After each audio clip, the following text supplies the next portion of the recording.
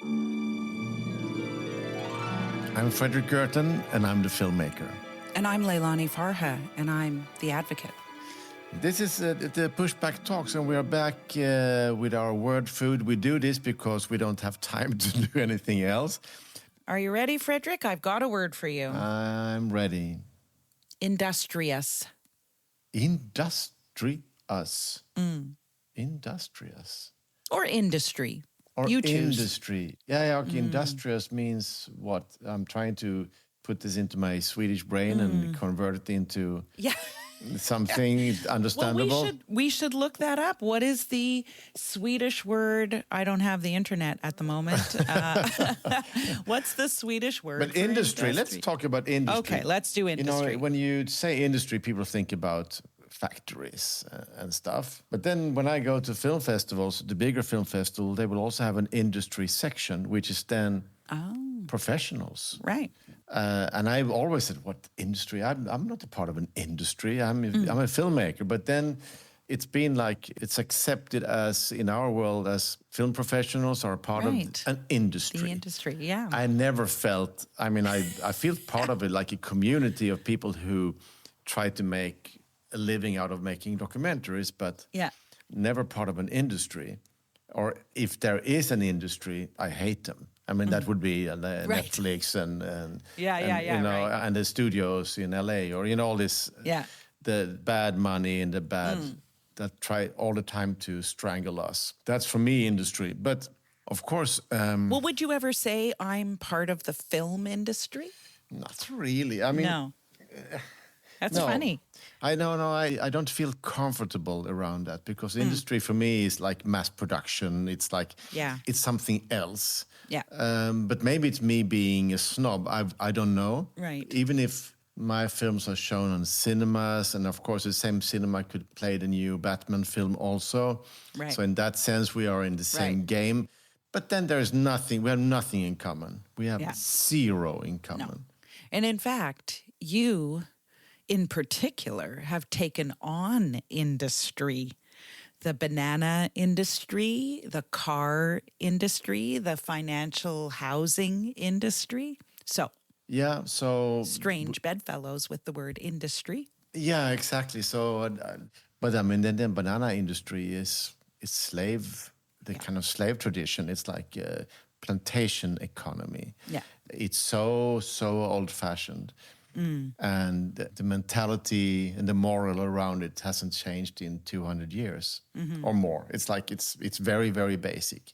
Yeah. You have a market for a fruit, and then you plant it, and you have slave people working around it, and they die young, and they live in poverty, and we eat their cheap bananas. Yeah. It's like so unmoral, that fruit. The car industry is, of course, a part of something else. I saw the Greek economist, the former finance minister of Greece. I dropped his name right now. Yanis something. And he said that in the old Ford company, 80% of the cost was salaries. Meaning that the rich, the top level made much more money, and the poor very little, but still the big cost of that industry was salaries. And in that sense, also kind of spreading some kind of wealth in society. Yeah. And he said now that these new big tech giants, whatever, Facebook, Google, all these guys, do you know how much they have in labor costs? Less than 1%. Oh my gosh! Wow. So that's kind of mind-boggling. This kind of the relation, and it also shows you in some way that they don't really contribute a lot to society. That industry, and this is kind of so there is obviously industry and industry. Some industry can be productive and also kind of share their success with society in some way. And countries need industries, they need jobs, they need, production. But it's obviously that, I think that's so, we talked earlier on about the wealthy making more money than ever, is that they make the money not even of producing stuff. It's all in this kind of financial bubble. Yeah. So it's not all this money that they make, it's not from producing something that we really need. Yeah. It's just, they're just a part of this huge roulette thing. And this is going to end because it's not productive. And it's not industry in that sense, the financial industry. And we've talked about this before, that the guy who invented this, the GDP, how we measure production, he didn't want the financial industry to be a part of that measurement. Yeah. Because finance is something else. That's right. And now we have finance as a part of our GDP. And GDP can grow, but people can get poorer at the same time. Exactly. So we need a new way of measuring also the progress of a society. Yeah. So that's also interesting. Well, and the word industry or industriousness means like working hard. And I mean, we know, I'm not saying that Bezos and all those Elon and et cetera didn't work hard at some point. But at this point, their money is working hard. They're not working hard to make all of this billions. So it's changing what industry actually means and industriousness. There is no relation to their efforts and to the money they make. There is no fucking relation. Sorry, language. It's I like that language. I'm good with that. And it's a lot of people work really, really hard. Exactly. And they for a pittance. Yes. Yeah. Leilani, I have a word for you. Okay, I'm ready, sort of. It's a sunny day. It's a sunny day in Malmö. So I will give you the word solar. Oh. Well, I always immediately think of solar energy. And my father has this big piece of land. He's a land banker. No, but he does have a big piece of land outside of the city where I live, Ottawa. And he has been approached by some solar energy people if they could put solar on his land and generate solar energy. And I can't remember why he said no, but he said no. So his land sits vacant and there's no solar being generated there. But I remember being in outside of Las Vegas fairly recently, within the last few years, and driving out to these Red Rock Mountains that I wanted to walk around. I love that Red Rock. It's the most beautiful hiking. I love it. Anyway, driving, and off in the distance, I could see... I couldn't tell what it was. It looked like the side of the road was just burnt, black, dark. I could see it in the distance.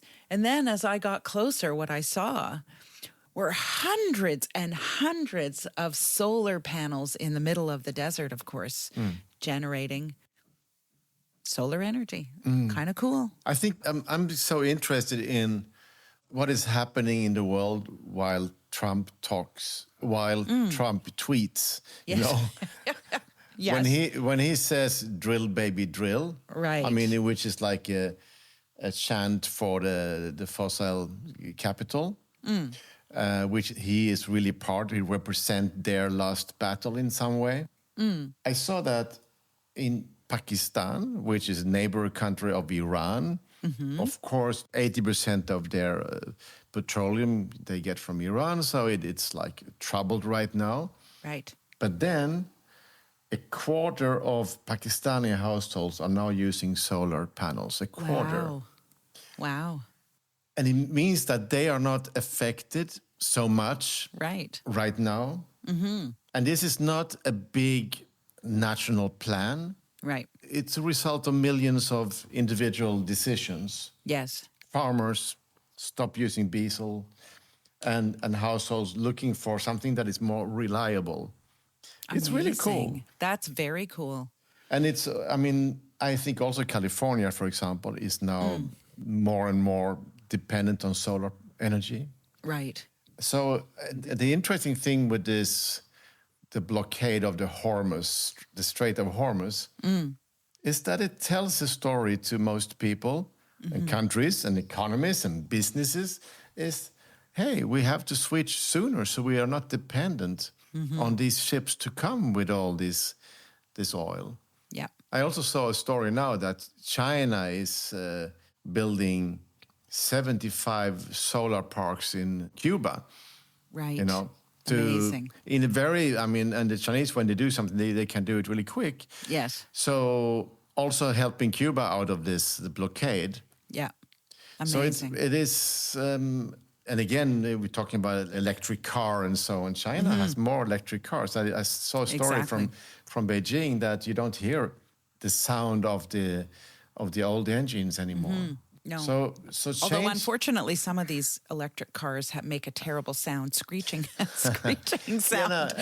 I think more people should go on bicycles. I was going to say bicycles are the best. I don't think that the electric car is the solution at all, but it's of course better than the old guys. Yes. So, but solar is a part of something that is happening today. Yes. Well, and I think it's so interesting what you said about it emerging out of a kind of necessity from people who can't afford fuel or don't have access to it. And I know when I was in California years ago, I went up and down California looking at and meeting with people living in homeless encampments. And, you know, most cities don't want homeless encampments, so they don't give them any services, you know, and certainly they don't give them generators or electricity. And so they were using solar panels to create their own electricity so that they could charge up their cell phones. It was super important for a homeless person to have access to a cell phone, et cetera. And so I just love that that's an industriousness that's really amazing. And it thwarts the system, right? It's like, we're not relying on you. Yeah. And the thing is also that here, I mean, that's also been the word of the day of the right-wingers is that they hate wind, you know? Yes.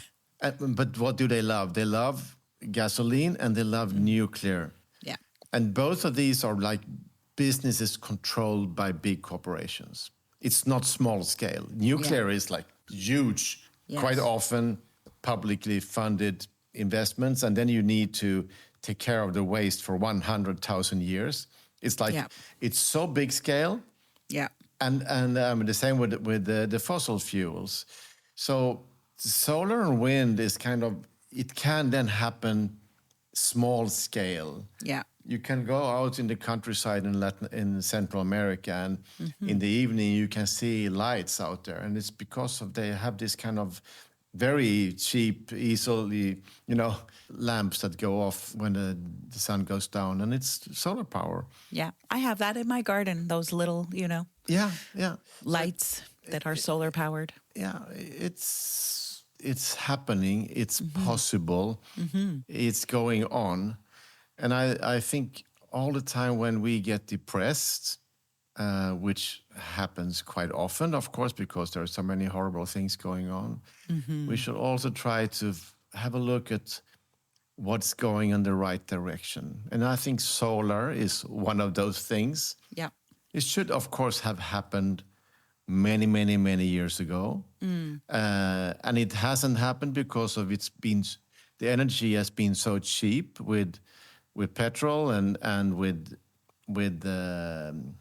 nuclear power. So it's been too cheap to invest in anything else. But now the Chinese have understood that they need it, and when they decide to go there, they go, because it's their business decisions are taken in a different way, and there's a lot of power in that. And now, as the West, if we can talk about Europe and North America, is so anti the global South, so aggressive against people who comes from the global South, or you don't get a visa, or it's all this. So then, of course, the influence of China is growing. I mean, China is also a dictatorship, very aggressive. They don't care about human rights, but they sell people cheap solar power. Yeah. And that's a part of change in these societies. And it is a little bit unexpected. I mean, from this kind of the very Western perspective, I think that we are the lead in something. But we are losing out because we are so focused in defending the big chunk of money that is in fossil fuel and nuclear power. So go solar. Go solar. And you know what? And who doesn't like the sun? I mean, come on, the sun just... I wait for the sun every day. I'm looking for the sun. It's just so important to mood and well-being. So solar. We record this on a Friday afternoon, and it's 5 p.m. here in Malmö. So I will soon check out, and I will find a little bench in the sun. Nice. And I will order a glass of wine, maybe a beer. I'll see, or maybe, I don't know. Everything. We'll see. Nice. Well, and it's a sunny Friday morning here. Still morning. Yes, still morning. And I will go for my Friday coffee in the sunshine. It's a little chilly to maybe sit outside yet. Maybe in an hour. Yeah, that's It'll be warm enough. Yeah. I will see you from inside me. I will see you sitting in the sun, enjoying. Yes, but soon I'm going to Lisbon, and there is sunshine there and warmth. My dear friend, Pushback Talks again, and we are alive and kicking. Alive and kicking. And maybe one day we'll interview someone. Maybe. Sometime. Maybe. I will interview you. Yeah. Great. About your book. I heard you have a book coming out. I have a book coming out. Yeah, you can interview me about that once you've read it. Yeah, once I get to read it. Yeah, but it only comes out in September. It will be announced in early June, but it only will be printed in, I think, end of August, beginning of September this year. Exciting. Yeah. Thank you, my dear. Thanks, Fredrik. See you soon. And you, our sweet listeners out there, please comment, tell your friends, subscribe to the podcast. I mean, all those kind of things that helps so other people can find Pushback Talks.